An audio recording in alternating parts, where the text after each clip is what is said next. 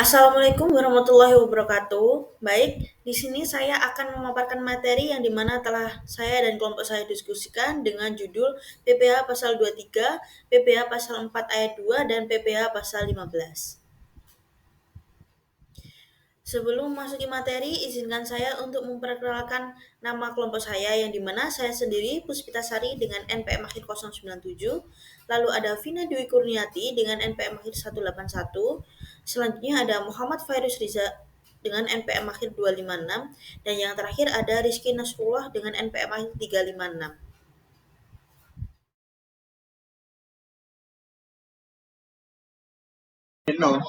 Di sini ada ya, objek PPH pasal 23. Yang pertama ada dividen, kemudian bunga, royalti, hadiah, penghargaan, bonus dan sejenisnya kepada khusus orang pribadi. Kemudian ada sewa dan penghasilan lain sehubungan dengan penggunaan harta kecuali sewa tanah dan atau bangunan, dan sehubungan dengan jasa teknik, jasa manajemen, jasa konstruksi, jasa konsultan, dan jasa selain jasa yang telah dipotong PPH pasal 21. Kemudian di sini ada kasus apabila Anda membayarkan dividen kepada PT sebagai wajib pajak dalam negeri atau BPDN, koperasi, BUMN atau BUMD yang jumlah kepemilikan sahamnya di bawah. Yang harus Anda lakukan adalah yang pertama adalah melakukan pemotongan PPH pasal 23 sebesar 15%. Itu dipotong saat disediakan untuk dibayarkan dan membuat bukti potong PPH pasal 23 melalui aplikasi e-Bupat. Yang kedua, kita melakukan penyetoran PPH terlebih dahulu, membuat kode billing dengan kode MAP 41124 dengan kode jenis setoran 101. Penyetoran ini dilakukan paling lambat tanggal 10 bulan berikutnya.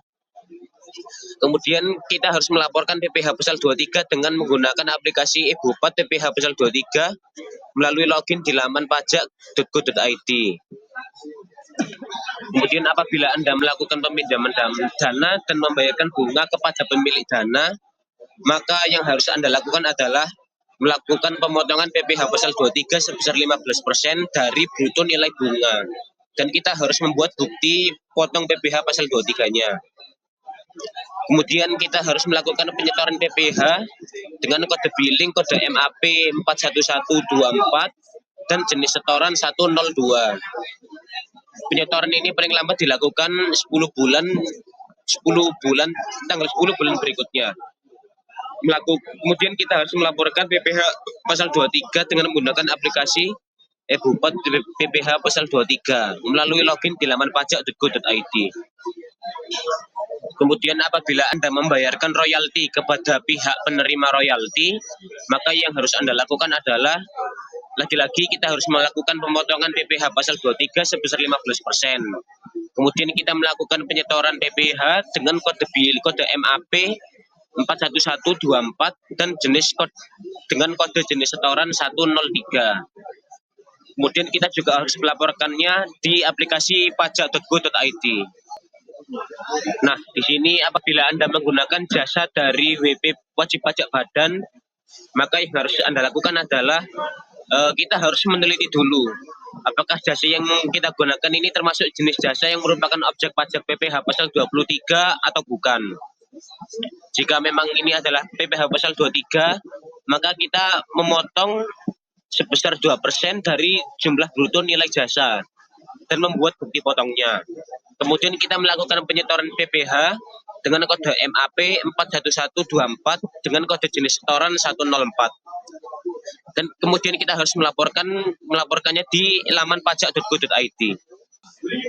Nah, apabila Anda ingin menyewa harta selain tanah dan atau bangunan, maka kita harus melakukan pemotongan PPH pasal 23 sebesar 2% dan membuat bukti potongnya. Kemudian kita menyetorkan PPH tersebut dengan kode MAP 41124 dengan kode jenis setoran 100. Dan kita harus melaporkannya di aplikasi e-Bupat melalui login di laman pajak.go.id. Baik, selanjutnya di sini ada PPH pasal 4 ayat 2. Untuk PPh pasal 4 ayat 2 yang bersifat final, yang pertama ada bunga deposito dan tabungan lainnya, bunga obligasi dan surat utang negara, dan bunga simpanan yang dibayarkan oleh koperasi kepada anggota koperasi orang pribadi. Yang kedua ada hadiah undian, yang ketiga ada transaksi saham, dan yang keempat ada transaksi pengalihan harta, dan yang terakhir ada pengalihan tertentu lainnya yang diatur dengan atau berdasarkan peraturan pemerintah. Perlakuan tersendiri dalam pengenaan pajak atas jenis penghasilan tersebut termasuk sifatnya, besarnya, dan tata cara pelaksanaan pembayaran pemotongan ataupun pemungutan diatur dengan peraturan pemerintah. Obligasi sebagaimana dimaksud di atas termasuk surat utang berjangka waktu lebih dari 12 bulan seperti medium term note, floating rate note yang berjangka waktu lebih dari 12 bulan. Materi selanjutnya yaitu pajak penghasilan atas penghasilan berupa bunga deposito dan tabungan serta diskonto sertifikat Bank Indonesia.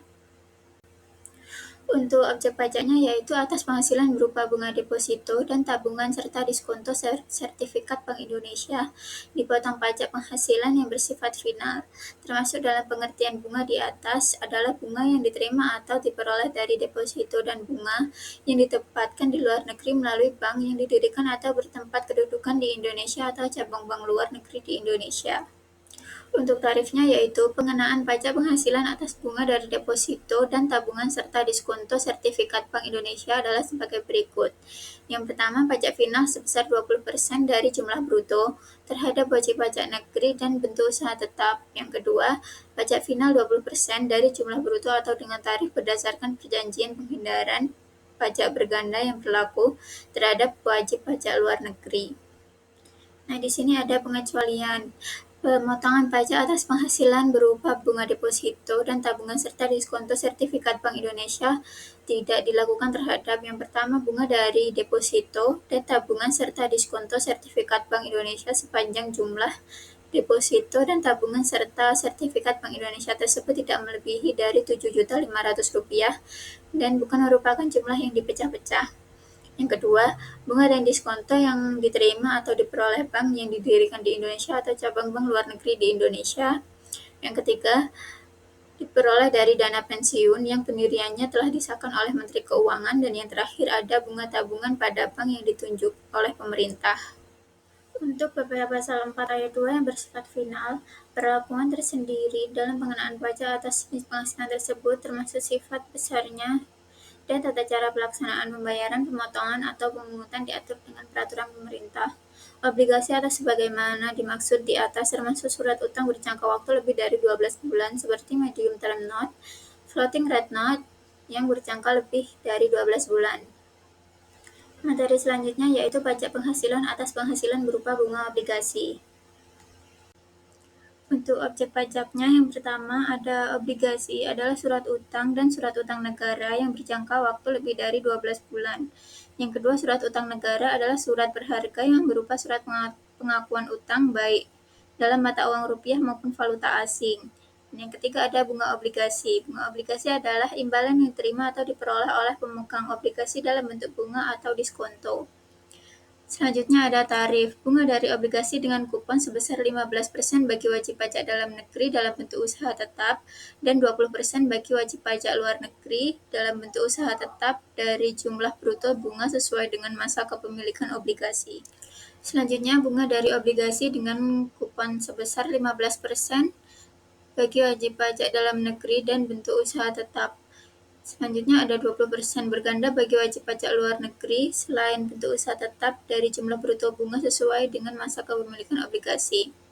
Selanjutnya untuk diskonto dari obligasi tanpa bunga, 15% bagi wajib pajak dalam negeri dan bentuk usaha tetap, 20% bagi wajib pajak luar negeri selain bentuk usaha tetap dari selisih lebih harga jual atau nilai nominal di atas harga perolehan obligasi.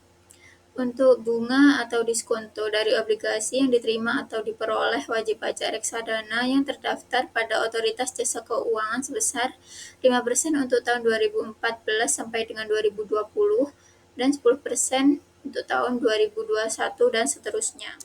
Nah, selanjutnya di sini ada pemotong pajak. Yang pertama adalah penerbit obligasi atau kustodian selaku agen pembayaran yang ditunjuk. Yang kedua ada perusahaan efek, dealer atau bank. Untuk pengecualiannya, ketentuan di atas tidak berlaku dalam hal penerima penghasilan berupa bunga obligasi adalah yang pertama ada wajib pajak dana pensiun, yang kedua wajib pajak bank yang didirikan di Indonesia atau cabang bank luar negeri di Indonesia. Selanjutnya di sini yaitu pajak penghasilan atas diskonto surat pembendaharaan negara. Untuk objek pajaknya yaitu atas penghasilan tertentu dari wajib pajak berupa diskonto SPN dikenakan pemotongan pajak penghasilan yang bersifat final. Untuk tarifnya yaitu 20% bagi wajib pajak dalam negeri dan bentuk usaha tetap dan 20% atau tarif sesuai ketentuan persetujuan penghindaran pajak berganda yang berlaku bagi wajib pajak penduduk atau berkedudukan di luar negeri. Selanjutnya ada pemotong pajak. Pemotongan pajak dilakukan oleh yang pertama ada penerbit SPN dan yang kedua ada perusahaan efek atau broker atau bank. Selanjutnya ada pengecualian. Pemotongan pajak tidak dilakukan atas diskonto SPN yang diterima atau diperoleh wajib pajak yang pertama bank, kedua dana pensiun, dan yang terakhir ada reksadana. Selanjutnya yaitu pajak penghasilan atas penghasilan berupa bunga simpanan yang dibayarkan oleh koperasi kepada anggota koperasi orang pribadi. Nah, untuk objek pajaknya, penghasilan berupa bunga simpanan yang telah dibayarkan oleh koperasi yang didirikan di Indonesia kepada anggota koperasi yang orang pribadi yang dikenai pajak penghasilan yang bersifat final. Untuk tarifnya, besaran pajak penghasilan atas penghasilan berupa bunga simpanan yang dibayarkan oleh koperasi yang didirikan di Indonesia kepada anggota koperasi orang pribadi adalah 0% untuk penghasilan berupa simpanan sampai dengan 240.000 dan 10% dari jumlah bruto bunga untuk penghasilan berupa simpanan lebih dari 240.000. Nah, yang terakhir di sini untuk pemotongan pajak, koperasi yang melakukan pembayaran bunga simpanan kepada anggota koperasi orang pribadi wajib memotong pajak penghasilan yang bersifat final tersebut. Baik, selanjutnya di sini saya akan menjelaskan materi yang dimana lanjutan dari penjelasan rekan saya, yaitu ada pajak penghasilan atas penghasilan berupa hadiah undian. Nah, di sini yang pertama ada objek pajak. Objek pajak sendiri atas penghasilan berupa hadiah undian dengan nama dan dalam bentuk apapun dipotong atau dipungut pajak penghasilan yang bersifat final. Lalu yang kedua ada tarif. Nah, tarif sendiri besarnya pajak penghasilan yang wajib dipotong atau dipungut atas penghasilan berupa hadiah undian dengan nama dan dalam bentuk apapun adalah 25% dari jumlah bruto hadiah undian. Dan yang terakhir ada pemotongan pajak. Pemotongan pajak sendiri adalah penyelenggara undian wajib memotong atau memungut PPh final atas hadiah undian. Selanjutnya ada pajak penghasilan atas penghasilan dari penjualan saham di bursa efek. Nah, yang pertama ada objek pajak.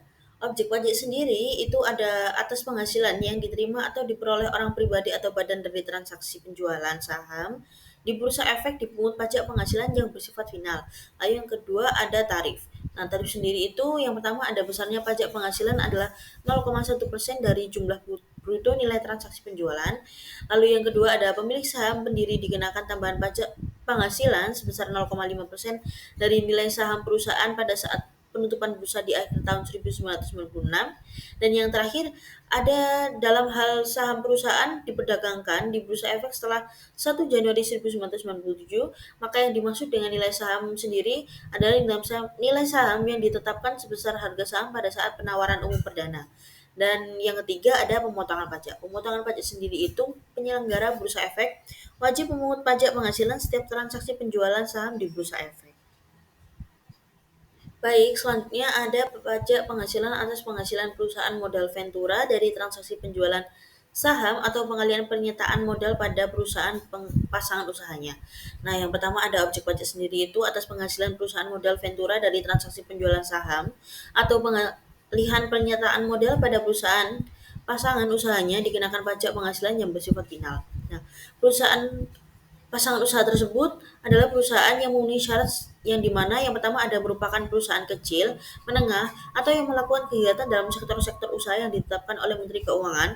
Lalu yang kedua ada saham tidak diperdagangkan di bursa efek di Indonesia.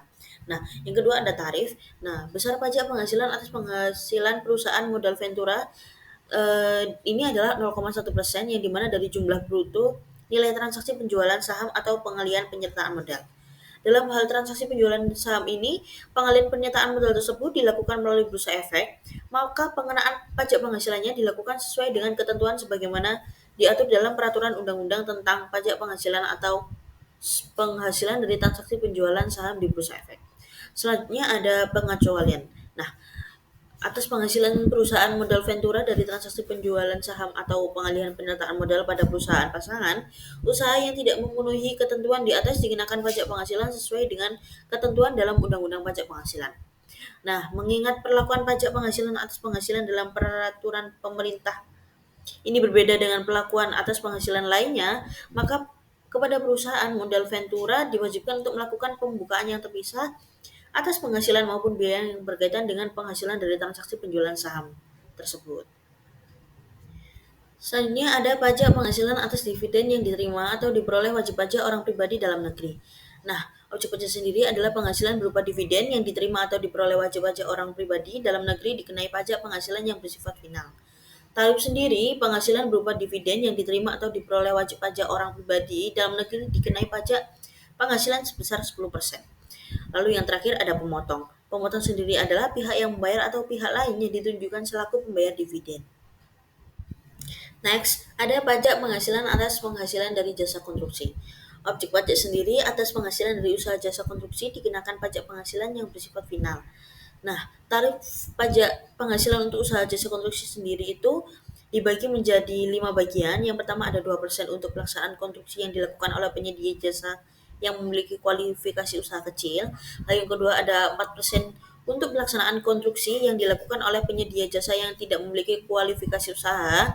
Lalu yang ketiga ada 3% untuk pelaksanaan konstruksi yang dilakukan oleh penyedia jasa selain penyedia jasa sebagaimana dimaksud dalam huruf A dan B. Lalu yang keempat ada 4% untuk perencanaan konstruksi atas pengawasan konstruksi yang dilakukan oleh penyedia jasa yang memiliki kualifikasi usaha. Nah, dan yang terakhir dikenakan pajak 6% untuk perencanaan konstruksi atau pengawasan konstruksi yang dilakukan oleh penyedia jasa yang tidak memiliki kualifikasi usaha. Dalam penyedia jasa ini, bentuk usaha tetap, tarif pajak penghasilan tersebut tidak termasuk pajak penghasilan atas sisa laba bentuk usaha tetap setelah pajak penghasilan yang bersifat final. Lalu besarnya pajak penghasilan yang dipotong atau disetor sendiri adalah jumlah pembayaran tidak termasuk pajak pertambahan nilai dikalikan tarif pajak penghasilan di atas. Dan yang kedua, ada jumlah penerimaan pembayaran tidak termasuk pajak tambahan nilai dikalikan tarif pajak penghasilan di atas dalam hal pajak penghasilan disetor sendiri oleh penyedia jasa. Nah, jumlah pembayaran atau jumlah penerima pembayaran di atas merupakan bagian dari nilai kontrak jasa konstruksi. Dan yang terakhir ada pemotong. Pajak penghasilan yang bersifat final ini dipotong oleh pengguna jasa pada saat pembayaran dalam hal guna jasa merupakan pemotongan pajak atau disetor sendiri oleh penyedia jasa dalam hal pengguna jasa bukan merupakan pemotongan pajak. Selanjutnya ada pajak penghasilan atas penghasilan dari pengalihan hak atas tanah atau bangunan. Yang pertama ada objek pajak sendiri adalah pengalihan hak atas tanah. Bangunan itu dibagi menjadi 3. Yang pertama ada penjualan, tukar menukar, perjanjian perpindahan hak, pelepasan hak, penyerahan hak lelang, hibah, atau cara lain yang disepakati dengan pihak lain selain pemerintah. Yang kedua itu penjualan tukar menukar, pelepasan hak, penyerahan hak, atau cara lain yang disepakati dengan pemerintah guna pelaksanaan pembangunan, termasuk pembangunan untuk kepentingan umum yang tidak melakukan persyaratan khusus. Lalu yang terakhir ada penjualan tukar menukar, pelepasan hak, penyerahan hak, atau cara lain kepada pemerintah guna pelaksanaan pembangunan untuk kepentingan umum yang memerlukan persyaratan khusus. Nah, yang kedua ada tarif. Tarif PBH sendiri itu dikenakan eh, penjualan, tukar menukar, perjanjian, pemindahan hak, pelepasan hak, penyerahan hak, lelang, hibah, atau cara lain yang disepakati dengan pihak lain selain pemerintah.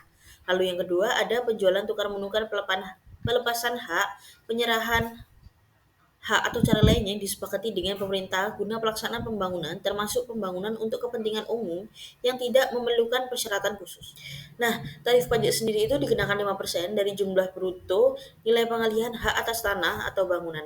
Sedangkan pengalihan hak atas rumah sederhana dan rumah susun sederhana yang dilakukan oleh wajib pajak yang usahanya pokoknya melakukan pengalihan hak atas tanah atau bangunan dikenai pajak penghasilan sebesar 1% dari jumlah bruto nilai pengalihan hak atas tanah dan bangunan tersebut. Selanjutnya ada pemotong.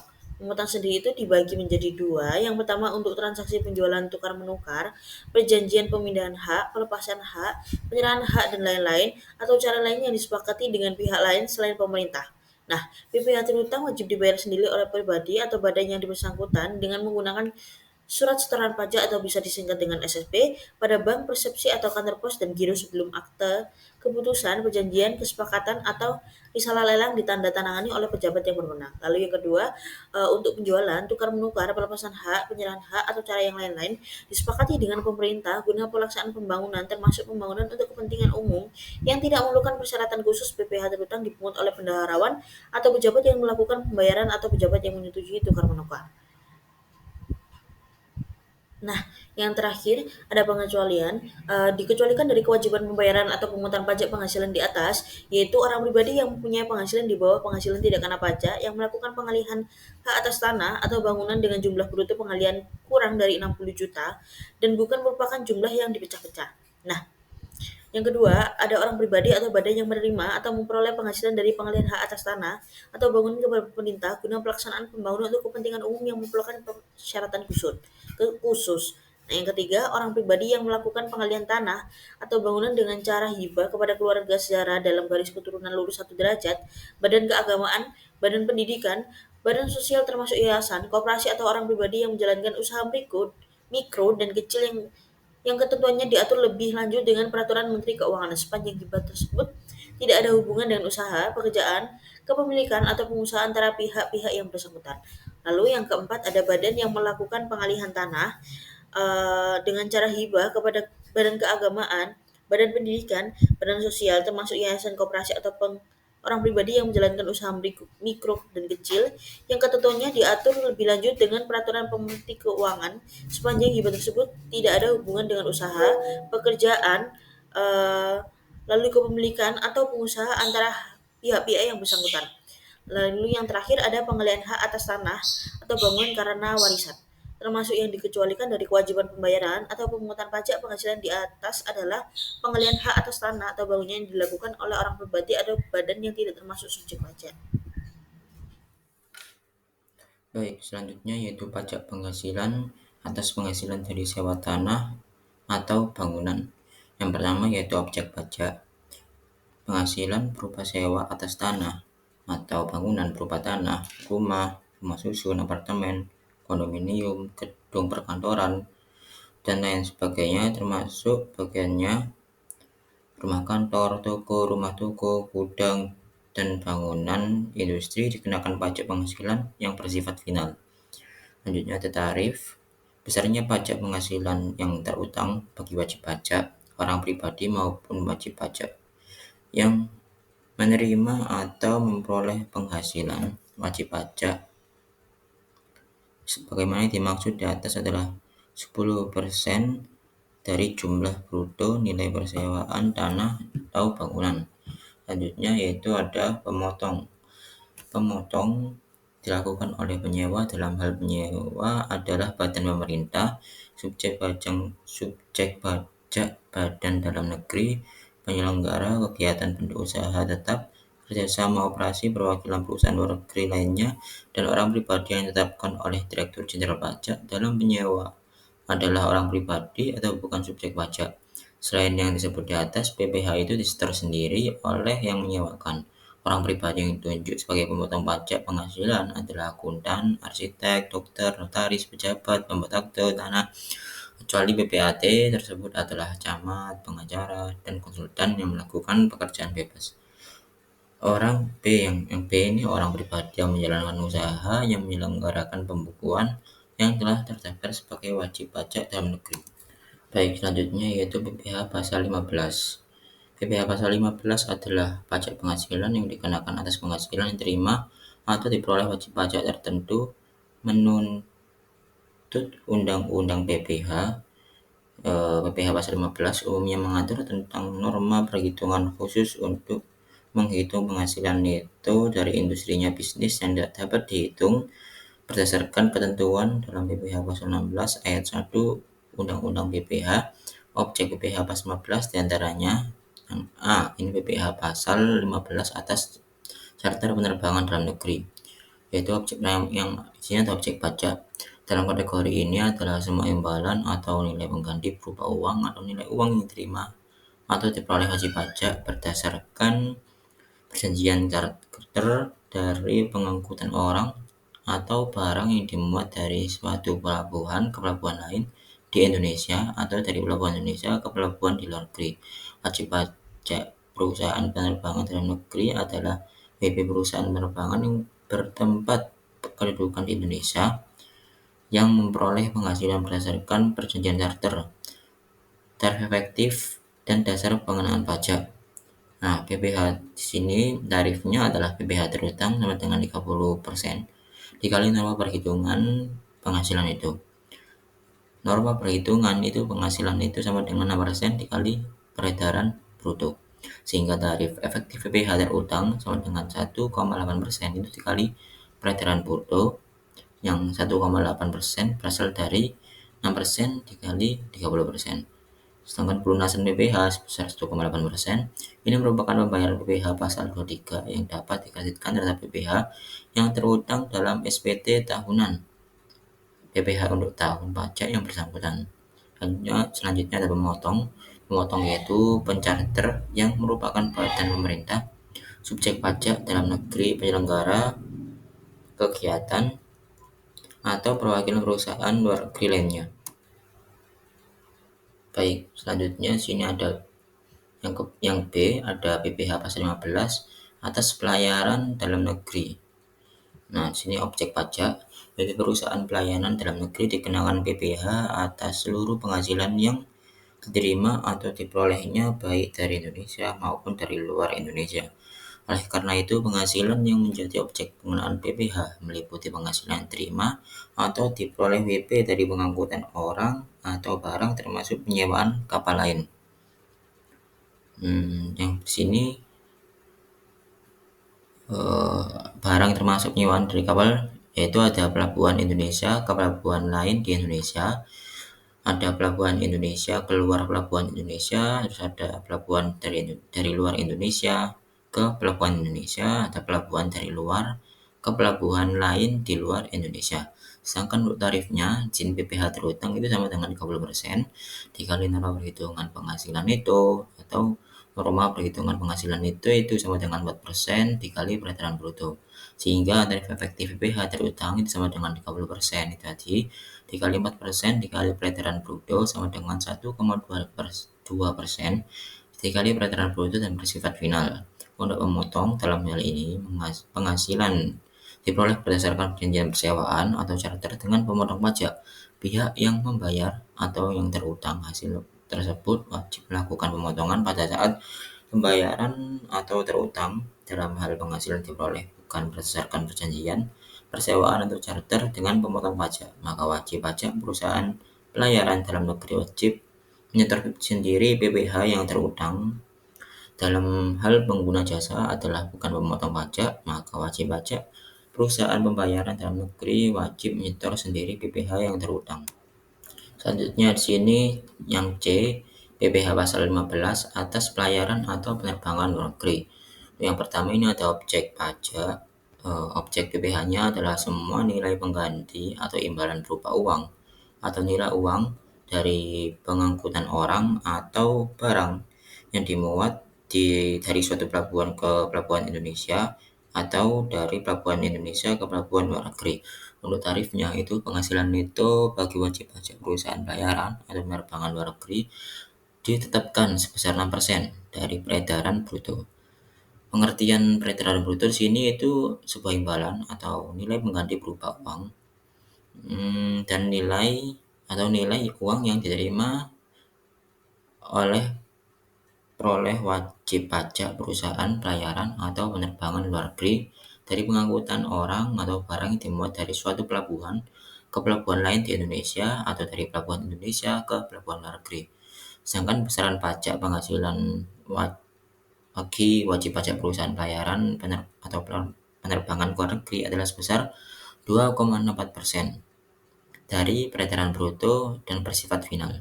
Untuk memotongnya dalam hal ini penghasilan diperoleh berdasarkan perjanjian charter, maka pihak yang membayar itu atau yang mencharter itu wajib melakukan pemotongan pada saat pembayaran atau terutang pada saat terutang itu.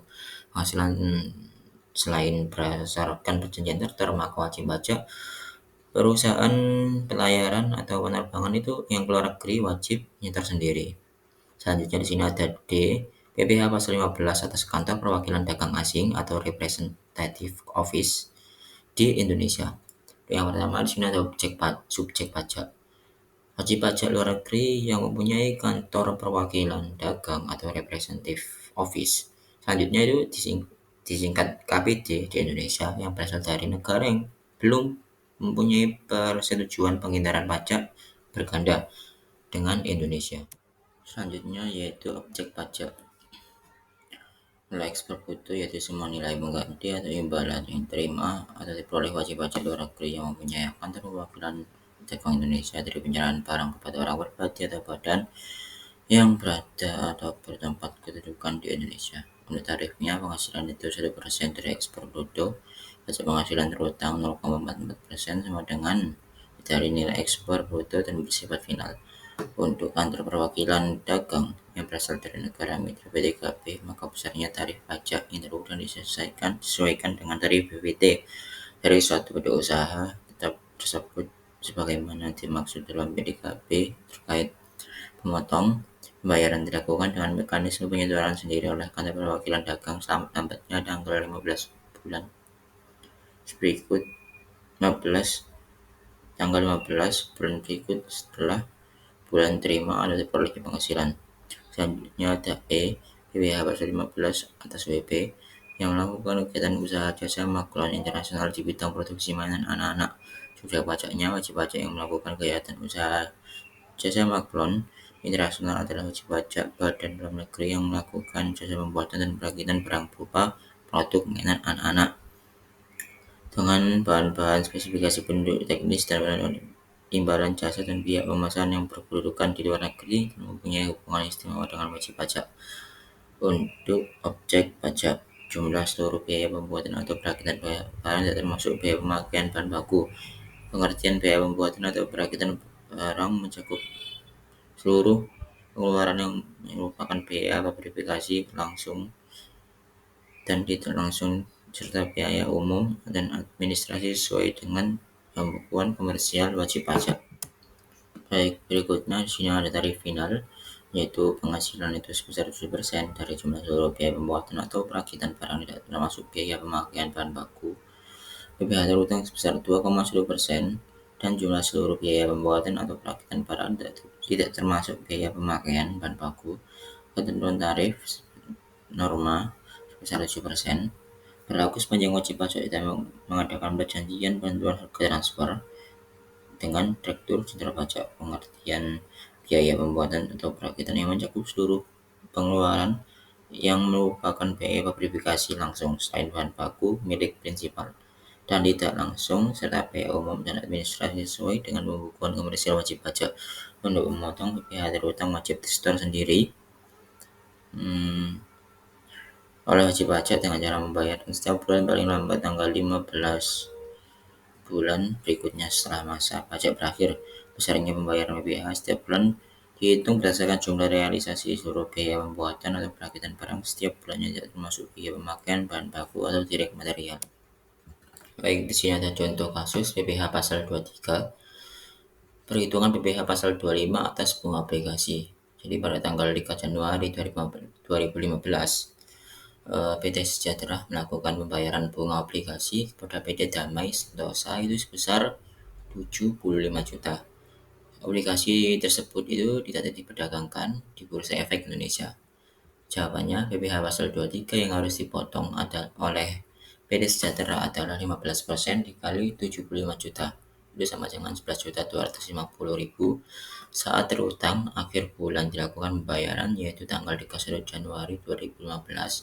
Saat penyetoran paling lambat 10 Februari tahun 2015 dan saat pelaporan itu paling lambat 20 Februari 2015. Oke, di sini ada contoh kasus untuk pasal 4 ayat 2. Di sini ada Raffi Moreno menyewa rumah milik Damas Wibowo selama 5 tahun dari tahun Desember 2011 sampai dengan Desember 2015 sebesar 350 juta yang dibayar pada awal sewa. Atas pembayaran sewa tersebut, Damas Wibowo telah membayar pajak penghasilan Pasal 4 ayat 2 atas penghasilan berupa sewa tanah atau bangunan sebesar 35 juta. Dalam perjanjian dimasukkan syarat bahwa Raffi Moreno dapat menyewakan kembali rumah yang disewanya tersebut kepada orang lain, meskipun tanggung jawabnya tetap berada di Raffi Moreno.